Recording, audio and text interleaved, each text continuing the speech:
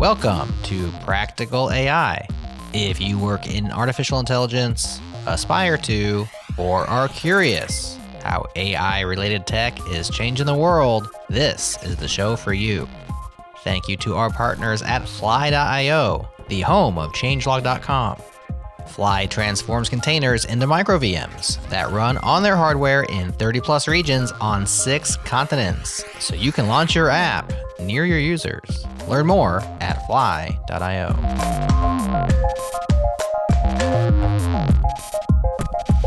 Welcome to another episode of Practical AI. This is Daniel Whitenack. I'm CEO and founder at Prediction Guard, and I'm joined, as always, by my co-host, Chris Benson, who is a tech strategist at Lockheed Martin. How you doing, Chris? Doing good. It's a beautiful, almost spring day here in Atlanta. I walked my dog before the show. Yeah, the sun is out. It's getting nicer out. I have to start with the weather, of course. Yeah, and spring is breathing sort of new life into various ideas around this podcast as well. And before we hop into our really interesting guest interview today, I wanted to highlight something new that we're trying at Practical AI. We want this show to be practical and useful, and part of that is actually helping you all get live hands-on help with the latest technologies. And so March 14th at 1 p.m. Eastern, we're going to have our first Gen AI mastery class or webinar or tutorial or whatever you want to call it. We're going to dive into all things text to SQL, data analytics questions with large language models. And we're going to be joined by Chung Shi, who is from LanceDB, the CEO there, who is a recent guest on the show. So it's going to be a lot of fun. Find out more at tinyurl.com/GenAI-Mastery1. And we'll include the link in the show notes as well. I'm pretty excited about it, Chris. I am too. Looking forward to that. It's a new feature for us to do, and we hope folks in the audience enjoy that. I guess if it's okay, I'm going to dive right into our guest. Go for it. I will say ahead of time, I have been looking forward for years for having this guest come on the show. It's a long time coming. A long time coming, because I'm at Lockheed Martin and we have a lot of don't cross the streams mentality. I had to wait for this guest to retire from his previous position so that there could be no crossing the streams concerns. And so I'd like to introduce Jack Shanahan. He is the only senior military officer who has been responsible for standing up and leading 2 organizations within the United States Department of Defense dedicated to fielding AI capabilities. One of those was Project Maven, which was also known as the Algorithmic Warfare Cross-Functional Team. And the other is the Department of Defense Joint Artificial Intelligence Center. And he was the founding and inaugural director of that. Jack, welcome to the show. Chris and Daniel, thank you so much for having me on. And I just want to, I'll begin by just saying how much I love the title, Practical AI, because I am a practitioner. This is not about research and development. There is a lot of wonderful things happening in the AI R&D world, but that's not my world. My world is, how do you take this esoteric technology and turn it into real product for the government, or for my case, for the Department of Defense, and a little bit for the national intelligence community? Because Project Maven, you talk about crossing streams. We cross streams. It was both what we say, the IC, the intel community, and the Department of Defense. But I'm really happy to join both of you for this podcast. Thank you. No problem. It's, I will note, I follow you on LinkedIn. I encourage our audience to follow you on LinkedIn. You are out there reading the scientific papers as they come out, and you often, when you're sharing posts, will put a spin on the various, papers that are coming out from that AI and national security context, because those papers obviously aren't necessarily in that way. Very insightful. Would encourage people to do that. Wanted to start out as a military professional. How did you get into this particular? I mean, this is, you were the right person at the right place at the right time in the Department of Defense. How did you end up in this?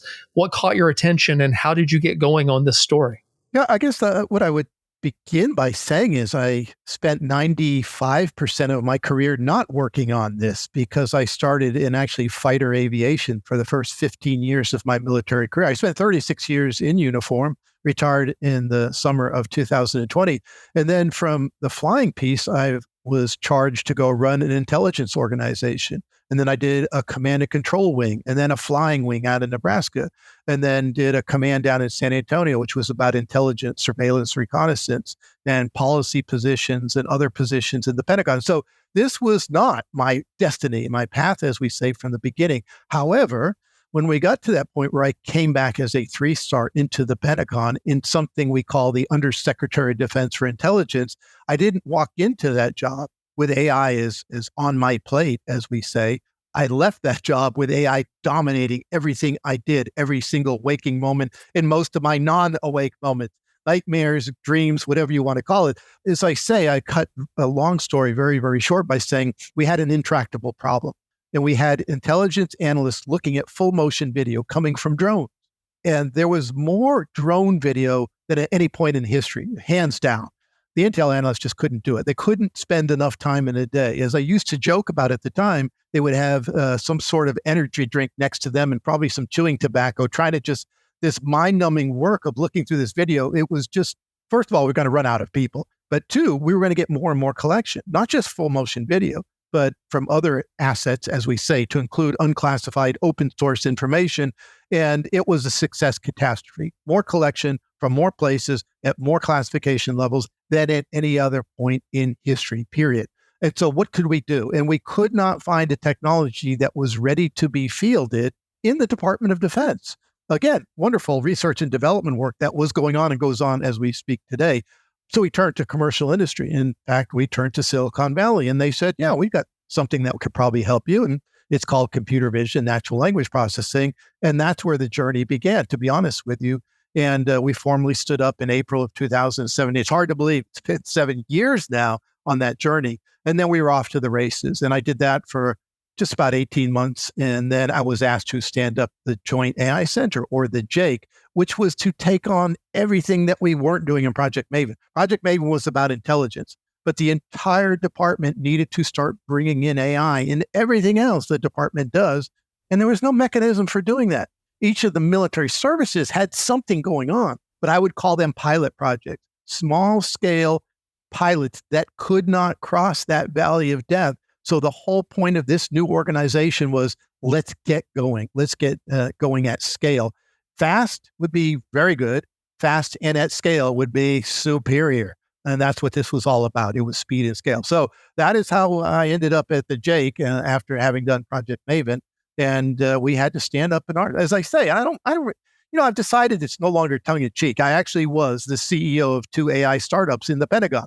That doesn't make sense to a lot of people, like the Pentagon does startups. Yes, we did 2 startups, and all the challenges that you would expect from startups, I lived firsthand with my team in Project Maven and the JAIC. So that's a good starting point to tell you the journey that we took to get to the final 2020, where I walked out the door. But I haven't walked out the door because I'm still very connected to what's going on in government. You mentioned in part of that discussion the words at scale a couple of times. And I know, as even now I'm building my own company, you encounter problems at each level of scale that you try to achieve. But when you're talking about at scale at the government level or worldwide, where all of these organizations are operating, I'm sure there are things that go beyond the technology element. So saying, oh, this is a great model for this application, right? Whether it's a computer vision or natural language processing or Gen AI now. I'm mostly curious because I don't really have a good window into what does it mean to actually scale one of these applications, AI applications, in the national security space versus in an industry context where you might be scaling to, this many users or something within your company. What's different and what's the same, and what's kind of unique of that at scale component in the national security world? Really all germane points, Daniel, and there's so much to talk about just on that alone. I think I've now spent enough time, now that I'm out of uniform, I'm out of the Department of Defense, working with venture capital companies, Insight Partners in particular. And I get a chance to go and spend time with CEOs of everything from small startups to pretty big companies that are still in that venture capital business somehow, they're whatever seed round of funding that they're getting. And the journey is remarkably the same. Actually, surprising to me. I would sit there and cry in my beer, so to speak, and say, "Oh, nobody understands my problems." And then one day, I'm driving into the Pentagon, just despondent about how I'll never get this thing called the JAIC built because I have no people, I have no money. How are we going to get there? And I'm listening to Guy Raz, how I built this. And it was listening to the CEO, the founder of Belkin Routers. It was a fascinating story. It was exactly my story. He says, I built this thing in my parents' garage, and there were days when I was just ready to throw in the towel and give up. And there were other days, 24 hours later, where I would suddenly, some technological breakthrough or some big contract that we got, and all of a sudden it looked bright again. I lived that. I said, well, if he could turn it into that company, then hell, I can do the same thing in the Department of Defense. And I want to come back to something you said, Daniel, because it's so incredibly important to this discussion. The technology, of course, was fundamentally at the center of what we were trying to do, but everything else was even more important to how do you get to scale. So I would say maybe the differences are, well, they're used for military operations, but I would say that if you look at any big commercial company that was not built as a digital company, it was built as a hardware company in the industrial age, we have the same experiences. I've talked to enough people now and say, oh yeah, it's the same thing we're going through. It's getting that pilot project scaled and built in a way that you can then put it in one, for a company, so let's say for a medical or financial business, it's for that company. But for a lot of other places, it's how do I get this thing scaled to the rest of the world? But in terms of industries, very similar to what we were going through. And I talk about this all the time. I have 8 things, and I don't have to go through all of them, but they have nothing to do with technology. It's, mandate, vision, alignment, obstacle clearers, bureaucratic enablers, resources, authorities, and then sort of talent management. All of those are not technology focused, but they have to exist or you can't get there. We all want to focus on, I have this cool new widget, a gadget, and this thing is going to change the world. Well, it might, but if you don't have all those other pieces in place, which if you understand the bureaucracy known as the federal government, you have to have somebody that understands how to navigate in that world. Whatever I didn't know about technology, and that's a fairly long list of things at the time I started all this journey, I sure knew a lot about how to work in the federal government. I had commanded 6 different levels in the United States Air Force. I had been, in all these places where I had to do this day in, day out. So that part I was very comfortable with. I wasn't nearly as comfortable with technology piece. So it was a hockey stick learning curve. No ifs, ands, or buts about it. I still feel like I'm a novice today, by the way. And that's 7 years in the past where we started. It's actually 8. We got started in 2016. So I think there's more similarities than there are differences, at least for the non-digital companies, because they have the same problems that a CEO is experiencing today, saying, is this AI thing real? Should I really invest millions of dollars of this company's money? What is the return on investment? That return on investment question is an unsettled discussion. And I had lots of those with people very skeptical about what we were trying to do in the Joint AI Center. That's actually a point I'd like to extend a little bit. You talked about the federal bureaucracy and the challenge, and the U.S. military is not just a single organization. It's a lot of large organizations with their own structures and their own cultures in each of the services. In a sense, that's almost a much harder thing, I would argue, than a lot of Fortune 500 companies, not only from size, but just you have so many different things at play.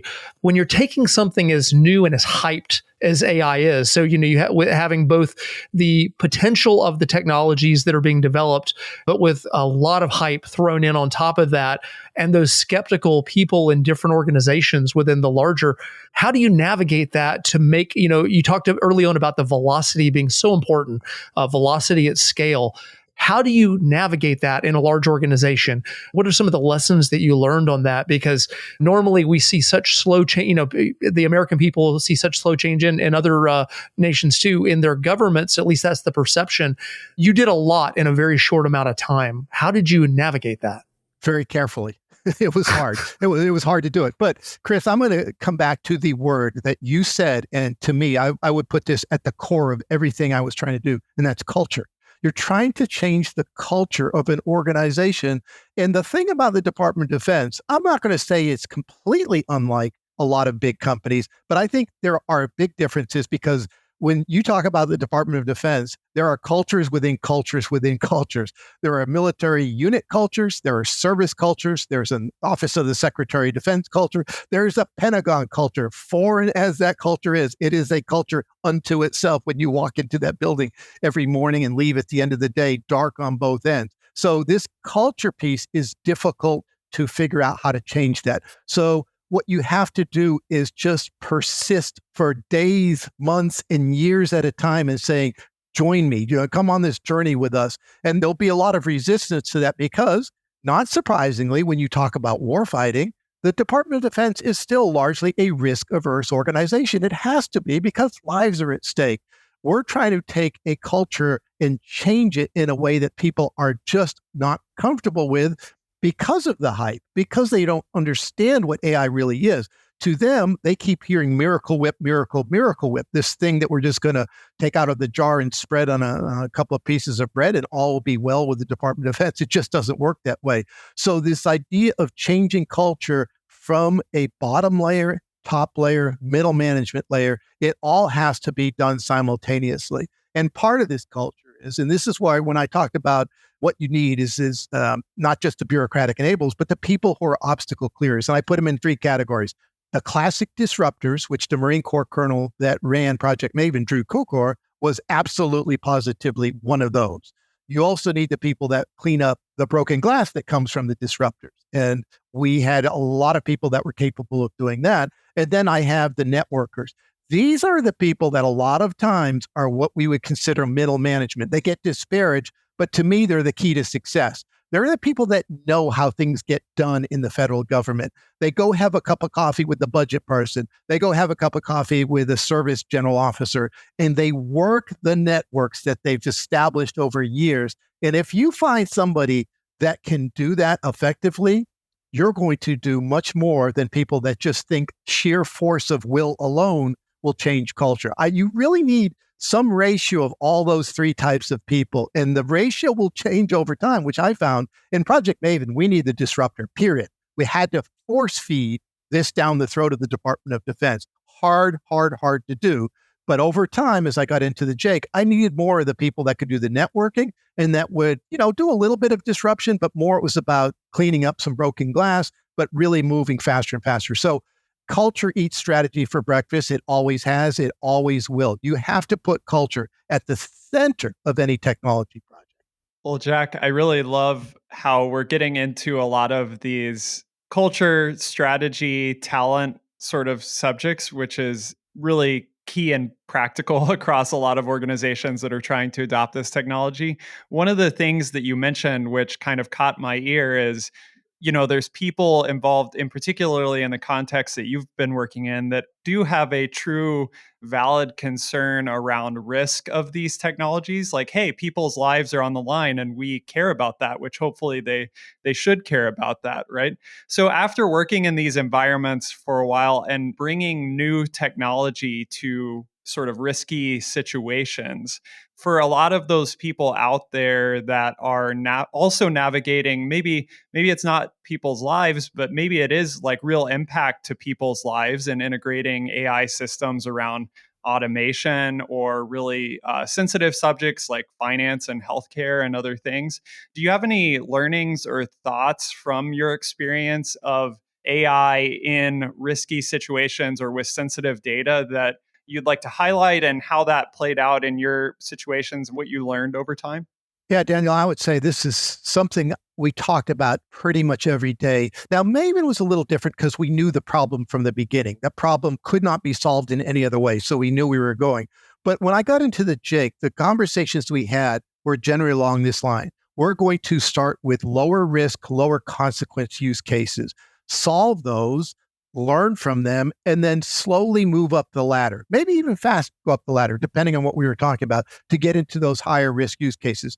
There is a lot of talk, of course, about the dangers or the risks of so-called killer drones. I'll tell you the thing I wasn't working on in the last 5 years of my career was killer drones.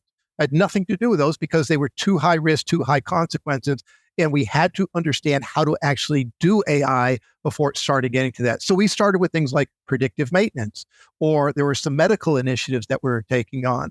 There were some things that we could put on individual intelligence platforms or sensors. And so we learned from that. And then based on those lessons learned, began to sort of edge our way into more consequential use cases. And to me, there would be a clear analogy with any business that's out there. Because again, a CEO, the risk will be different. It might not be life or death, but it could be tens of millions of dollars. And that's very risky for a CEO. So the idea of proving success at something, and the reason we stood up the JAIC is because we showed enough success in Maven. As difficult as it was, we did show real success and put AI models out in combat operations within a year of standing up the organization. Okay, let's go try some other things. And so what you'll see now is, okay, now that we've learned all these lessons, they're going to a little bit more consequential use cases.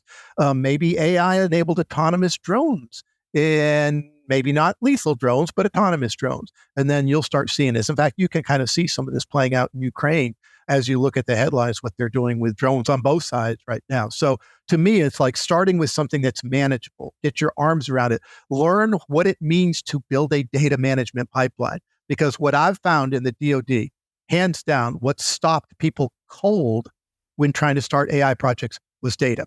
Much better now than it was 7 years ago, much, much better, but it's still hard. So if you can't get over that data hurdle, then people get despondent.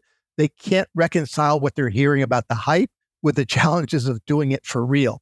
And I'll tell you, I've been around long enough now to know when somebody has never done a real AI project and just talks about AI, because there's a big difference in those two things. One of the things I wanted to share with the audience is that you have recently submitted a paper with a lot of guidance to the U.S. Senate. They had the AI Insight Forum on National Security, and you submitted your document, and this was very recently on Wednesday, December 6th of this past year. And it's great in that it gives a fantastic kind of oversight into AI in a national security context, and you offer some recommendations, which I'd love to go through in terms of that. But you mentioned Ukraine, and you also mentioned that in the document. I was wanting to, as a transitional question, kind of what have we learned that you can share from Ukraine? So as you're racing through getting AI gradually integrated into our armed services, and we're watching and supporting the Ukrainians against the Russians, and we've had this real-time, real-life learning process that's come out of that, and seeing what they've done with drones and stuff. Is there anything that stands out in your mind that was either great learning or something unexpected that came from that real-life application that's being developed right now? Technology is at the center of this fight that's going on, this war that's going on between Ukraine and Russia. And what you've seen in Ukraine in the first year of the war was how quickly they adapted. It's an amazing story. It's actually an amazing story that what you have is some people that might have been born in Ukraine, came to the United States, got educated, went out to Silicon Valley, but when the war started, went back over to Ukraine and then focused on how much faster they can bring technology to the fight. Things that we've been talking about doing in the U.S. Department of Defense for many years, they did instantly. Like, people don't maybe understand this part of it, moving their entire government to the cloud. If they had not done that, it would have been a disaster. They would have lost everything. But then just on the military technology pieces, how quickly they were able to bring in what I say is this really an example of what we've been talking about for a while, is software-driven warfare.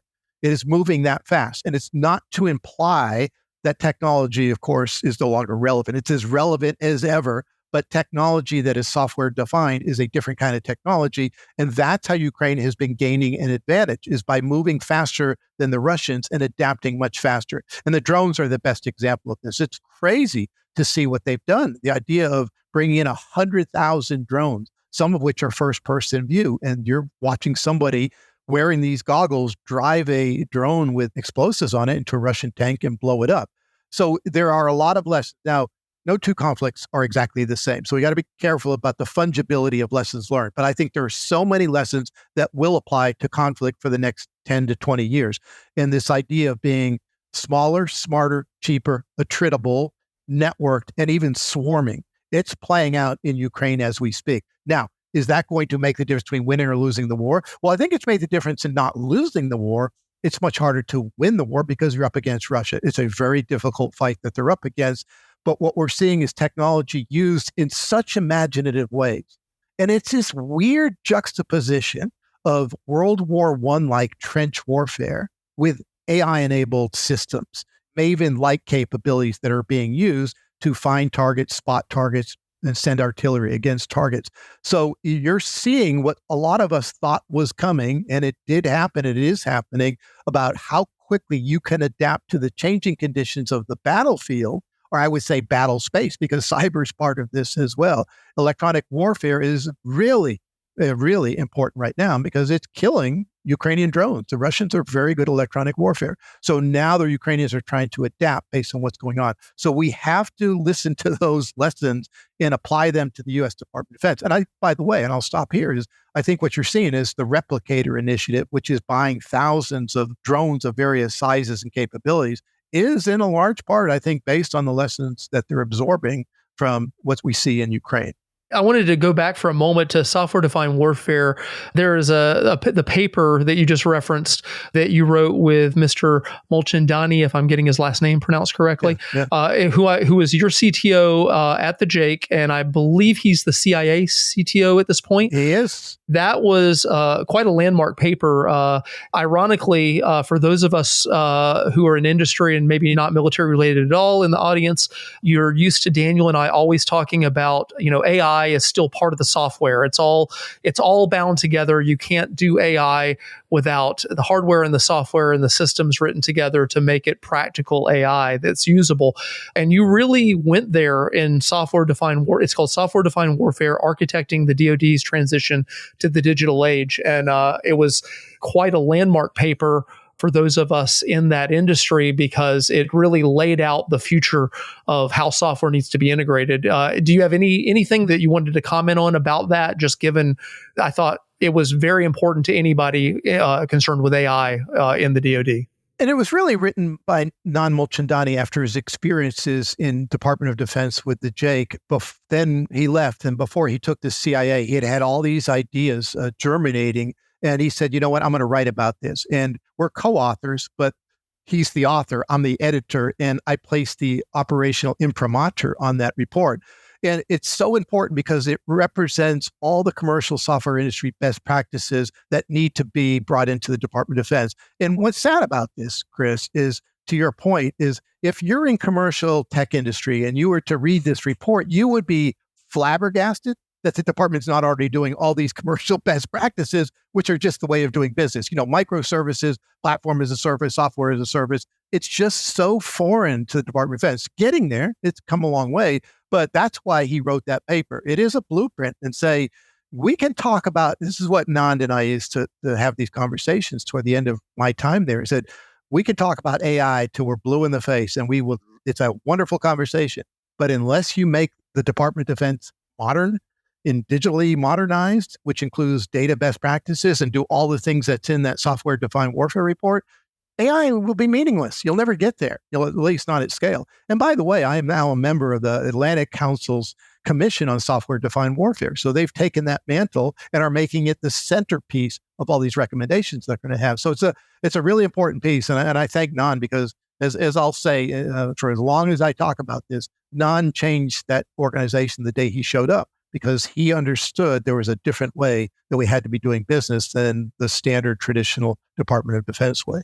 One of the interesting things that I think, I haven't seen the specific paper you're referencing, Chris, but I like the ideas that are being discussed here, because one of the things that I've seen, and I'm kind of trying to parse through and figure out how to put words to, is when I'm on customer sites or interacting with people, it's something about this like AI technology that seems to disconnect people's mind from the fact that there's still a need to like have error checking, or like, it's not just that you have this AI and you send something over and it kind of automates things and then you move on.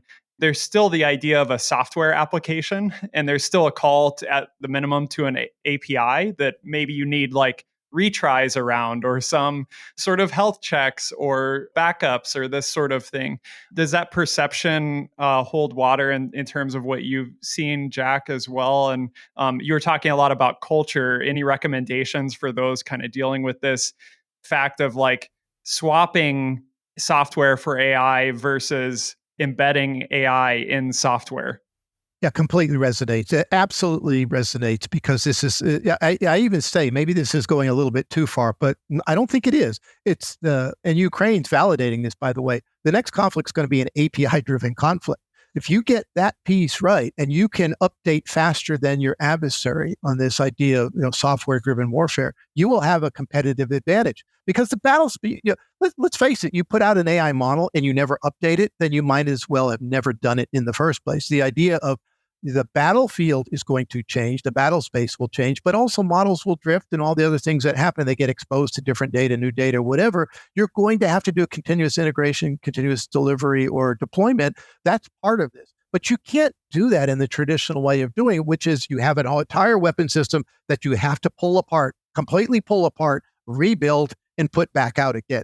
That doesn't work. You're going to have to break all this apart and just focus on those little bits and pieces that have to be updated. You mentioned API calls. There's so much more that can and should be done in the department of getting those status updates and two-way feeds. One, feeding those updates of higher headquarters down, but two, putting all the things that the end user is seeing, feeding that back uphill. That's what we have to be thinking a lot more about to be able to handle what I think is going to be a very, very chaotic environment.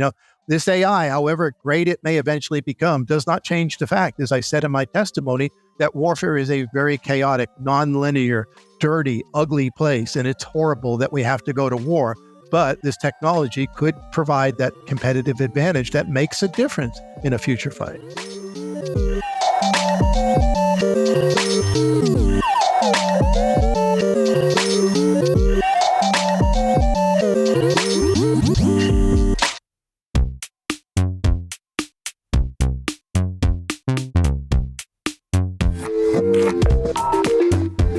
When we started podcasting back in 2009, an online store was just the furthest thing from our minds. Now we have merch.changelog.com, and you can go there right now and order some t-shirts, and that's all powered by Shopify. It's so easy, all because Shopify is amazing. Shopify is the global commerce platform that helps you sell at every stage of your business. From the launch your online shop stage to the first real life store stage, all the way to the did we just hit $1 million stage. Shopify is there to help you grow. Whether you're selling security systems or marketing memory modules, Shopify helps you sell everywhere, from their all-in-one e-commerce platform to their in-person POS system. Wherever and whatever you're selling, Shopify has got you covered. Shopify helps you turn browsers into buyers with the internet's best converting checkout, up to 36% better compared to other leading commerce platforms, and sell more with less effort thanks to Shopify Magic, your AI-powered all-star. Nothing gets me and Jared more excited than when our guests get that coupon code in their email when their show ships, or to everyone out there who loves Changelog Podcasts and can go to merch.changelog.com and get your favorite threads to support our podcasts. It is just the best thing ever. From stickers to threads, all that is at merch.changelog.com. And did you know that Shopify powers 10% of all e-commerce in the US? And Shopify is the global force behind Allbirds, Rothy's, and Brooklinen, and millions of other entrepreneurs of every size across 175 countries. Plus, Shopify's extensive help resources are there to support you in your success every step of the way. Because businesses that grow with Shopify. Sign up for a $1 per month trial period at shopify.com/practicalai, all lowercase. Go to shopify.com/practicalai now to grow your business no matter what stage you're in. Again, shopify.com/practicalai.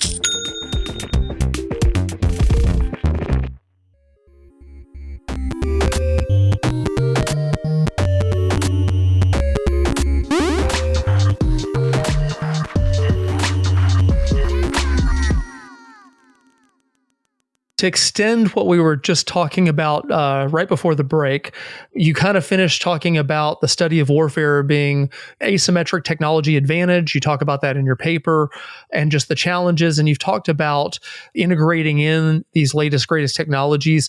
One of the things that you address a fair amount is you talk about teaming between AI and a human being. in the context of national security. And adjacent with that, which I know Daniel asked you a little bit of a question about that earlier, kind of having to do with safety and the security of the AIs and stuff. Can you talk to us a little bit about, that's obviously a question that many people have in their minds that have nothing to do with this space, the military or the industry around it. Just concern about, what does teaming mean? How far in your thinking does autonomy go? Is there a point, just to infer something, that as the pace of warfare speeds up, we have drones and we have different types of autonomous technologies and stuff, but as the pace of warfare speeds up and you look into the future versus kind of what we're looking at in the near term, how does that change the human AI teaming equation as you're trying to keep up? And maybe having humans in the loop can become a problem or a serious logistical issue. How are you looking at the future in terms of where we are today and where that's going? And what are some of the challenges that we need to overcome to get there? I think so strongly about this idea of human-machine teaming or human systems integration that if we don't get this right, we're in trouble. And what I mean by that is there are people who have been writing about human-machine teaming in some form for 50 years, no different in terms of the concept of how do you get the most out of human machines. But to me, we're at a period where it is changing. And it's changing because the machines are going to be so much smarter than we're used to talking about that it will be a different view of human-machine teaming than we're used to. So I think it's a whole new research field. There are already people working on this, and it's what I'm amazed at some of the work that's being done. But we just don't know how good some of these technologies are going to be. Let's just take the example, very briefly, example of sort of ChatGPT or the equivalent. There's this idea of prompt engineering. I look at that as almost like the elevator operator in the 30s or 40s, whenever it was. And it goes away eventually because people get comfortable with it. But they're not as comfortable with it today. You need help figuring out what that interface looks like. But the other thing I say, and this is where I come back to, I really do believe there will be situations, I call this the bell curve of military operations. Some cases, you really do want that human making that final decision. Maybe to launch nuclear weapons is the president of the United States and nobody but the president of the United States. On the other end, you need the machine to do what the machine does best. There is no time to get in the way. Everything else in between, I don't know what that is. 80%, 90% is human machine optimized for both. That centaur idea. And that we need a lot more work working through. And here's the example I would give from my time in the flying world. There were a lot of times the machine did not operate as intended. The human was there to make sure that everything went fine with the mission. Oh, that broke again. We're going to have to pull that circuit breaker. I started in the F4. Circuit breakers popped all the time. You'd piss out hydraulic fluid out the back end, whatever. So the human would have to make up for a lot of the machine's mistakes. I'm not sure that's going to be a luxury in the future, that you're going to have to let the machine do what the machine does and the human do what the machine does very well. What do the humans do well? They do reasoning. They do inductive reasoning. They do deductive reasoning, do abductive reasoning. They put things in context. They deal with other human emotions. Machines don't deal with emotions. They don't understand emotions. And I'm not sure, despite what some people claim, they ever will. So what does that look like? I think there's a lot that has to be done in this area in experimentation. Play around with it, see what works. Because if you don't get it right, and there's a couple of examples where it's went dramatically badly, and I think the 737 MAX is one of those examples. Well, we're going to put this software in. Trust us. You don't need to be retrained as a pilot on this. Just listen to what it says in the cockpit. That was wrong. And it's proven that it was dramatically the wrong thing to do. So I think this is an area that needs a lot more explanation. There are people writing about this and really good writing in various places, but we have to figure out how to get this part right, because the machines are going to be smart enough that they have to be allowed to sort of run when they should run.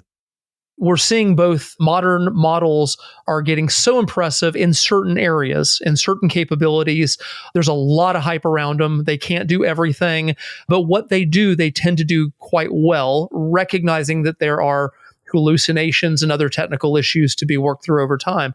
But we're seeing kind of a rapid increase in capability in a lot of these areas. So one of the things that I get asked all the time, just kind of on the side with people, is as those capabilities go to some level of increase in the future, whatever that is, and whatever the tasking is, and you've kind of alluded to, it kind of changes the balance in human teaming. Is there a set of metrics or some guidelines that you have in your mind on as you see the technology progress, maybe not today, maybe not this year, maybe not next year, but maybe 5, 10 years out, and you see these capabilities in specific areas increasing far beyond what a human can do for a given task.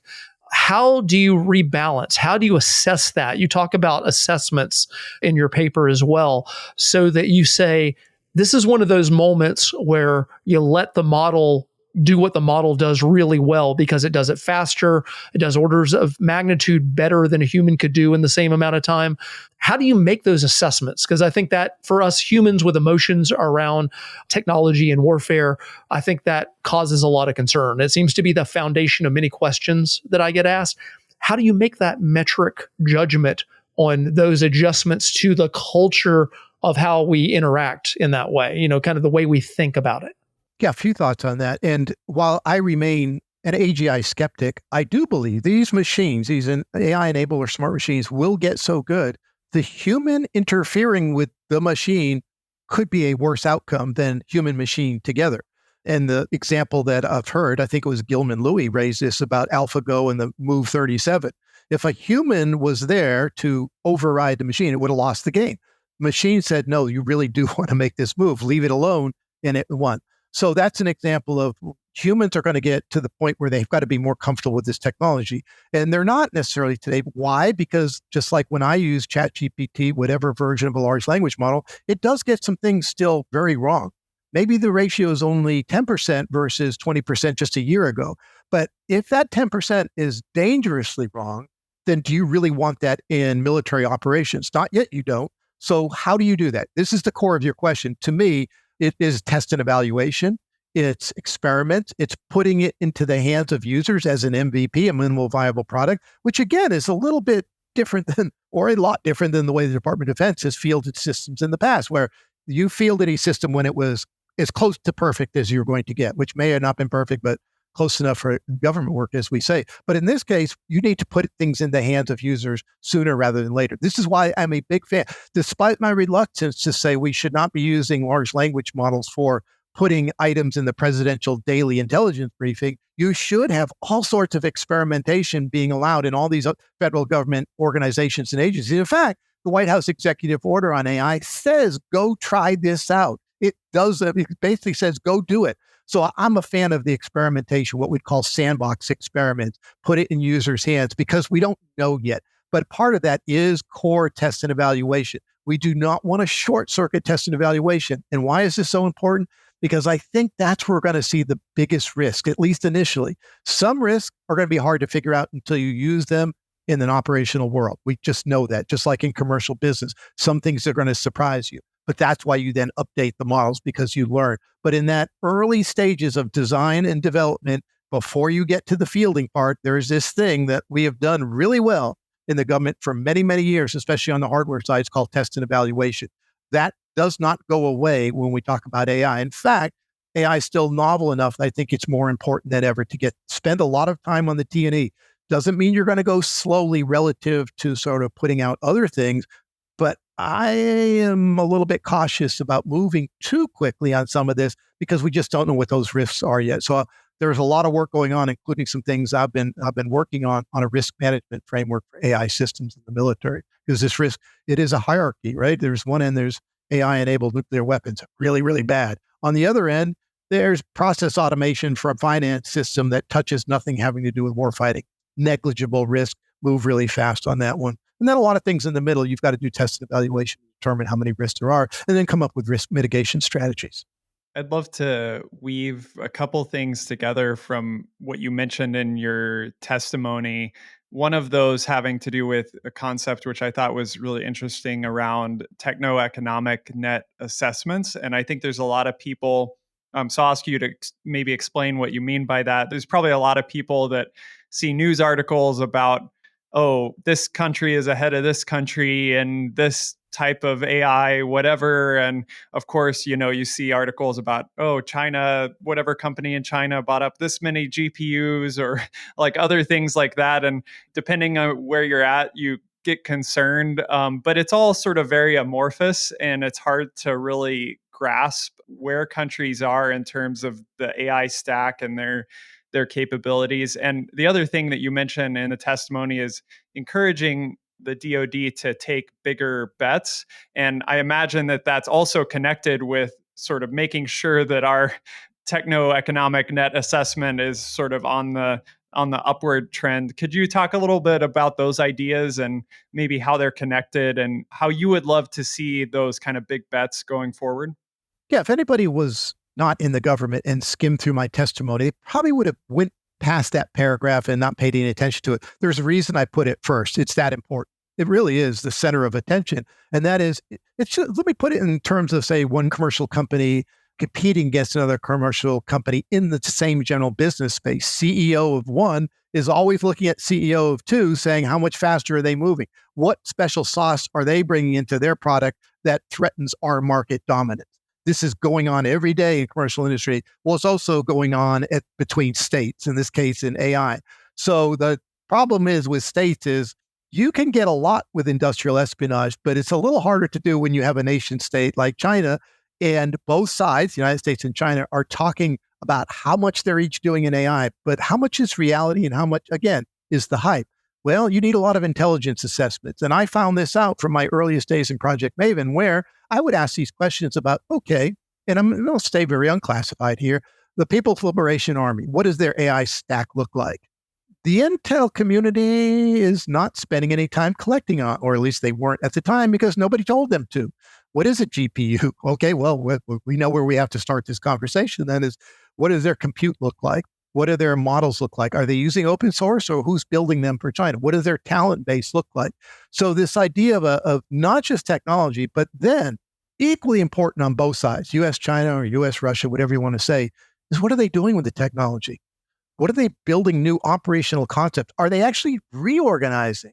When you start seeing bureaucratic reorganization, they're far along. We don't see that yet. We don't see it in the Department of Defense because we haven't figured out exactly what this new technology is going to do for us yet. So that's what I mean by this. And by the way, the US government used to have this thing called the Office of Technology Assessment. I think Newt Gingrich managed to kill that as part of the revolution in government, whatever.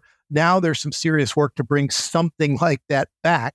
Now, I'm just talking about within the Department of Defense and the intelligence community. On the classified side, how do I bring in all this information, both unclassified and classified information, to give us a relative net assessment, us versus them, where do we stand? And it turns out that's pretty difficult to do because technology is not so easy to take a picture from a satellite of a GPU and decide how much farther they are ahead. So to me, we've got to do better at understanding vis-a-vis, the United States vis-a-vis China or Russia or anywhere else around the world, what they're doing in this area. So it's such a big concept to get right. And it's hard because it's just not like collecting against tanks or nuclear weapons or something.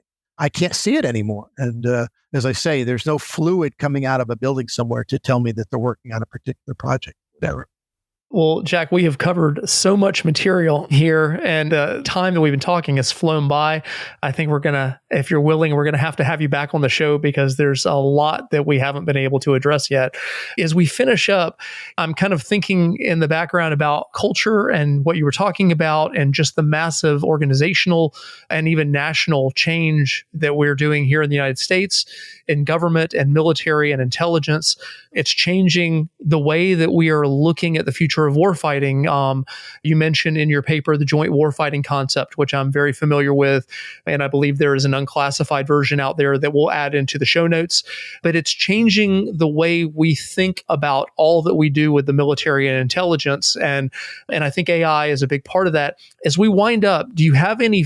We often ask guests to kind of take the last question to be whatever you want it to be. Paint a picture of the future with whatever you want to be. Can you give us a sense of kind of what you're excited about going forward, how you think some of this may evolve, and what that means to the United States military and intelligence community so that the listeners of this, mostly not involved in that directly, have a sense of where things are going? Any thoughts you want to finish with today? Yeah, thanks, Chris. And thanks, Daniel, for allowing me this time with both of you today. And it's a big thought, and it's something I've been thinking a lot about. And when I retired, I went back and got another master's degree thanks to the GI Bill. And I did get a chance to think, big thoughts about technology over the course of human history. I mean, really back to the very beginning. I took some courses about looking at what we would call, maybe not technology today, but it was back then, say sugar or tea, and how it sort of diffused globally. What I say in my testimony, I do believe in my core that we are going to be in the middle of, at some point, a third revolution, sort of agrarian revolution, industrial revolution. This is different. It's not the fourth industrial revolution. It's some kind of digital revolution. We don't know what it's going to look like because we just haven't been there yet. I say in my testimony, the future is, to a large extent, both unknowable and unpredictable. Why? Because it's not determinism. It is not technological determinism. It will be dependent upon the decisions by many, many, many, many thousands of people, from leaders to citizens of countries deciding they like or don't like the technology. It's going to take maybe 50 years to 100 years to play out. And historians will be the ones that look back and define when this revolution began. But to me, it is fundamentally different, which means warfare will be different. The character of warfare is going to change. I will not say the nature of war is changing, because the nature of war is a human-centered decision, like why we fight and why one country fights another country and so on. So I don't believe the nature of war, but the character of warfare is going to change dramatically, as we're seeing in Ukraine. And we have a chance to be on the right side of that, as I say in my testimony, asymmetry equation. And if we're on the wrong side of it, we risk losing, and we're not used to losing. And this is a very serious risk. So this idea of it's playing out as we speak, get involved in it. Don't wait for it to catch up. You've just sort of got to dive in and start working these big projects in the government, wherever you are, or anywhere else in the industry. Well, that's a great call to action to finish up with. Jack Shanahan, thank you so much for joining us on the Practical AI podcast. Really, really interesting conversation. Thank you for your insights. And hopefully we can get you back on the show to cover things going forward. Really appreciate your time. Thanks, Chris. Thanks, Daniel. And of course, I'll be glad to come back.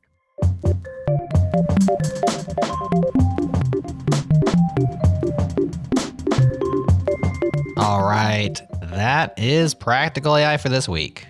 Subscribe now. If you haven't already, head to practicalai.fm for all the ways. And join our free Slack team, where you can hang out with Daniel, Chris, and the entire changelog community. Sign up today at practicalai.fm/community. Thanks again to our partners at Fly.io, to our Beat Freaking residents, Breakmaster Cylinder, and to you for listening. We appreciate you spending time with us. That's all for now. We'll talk to you again next time.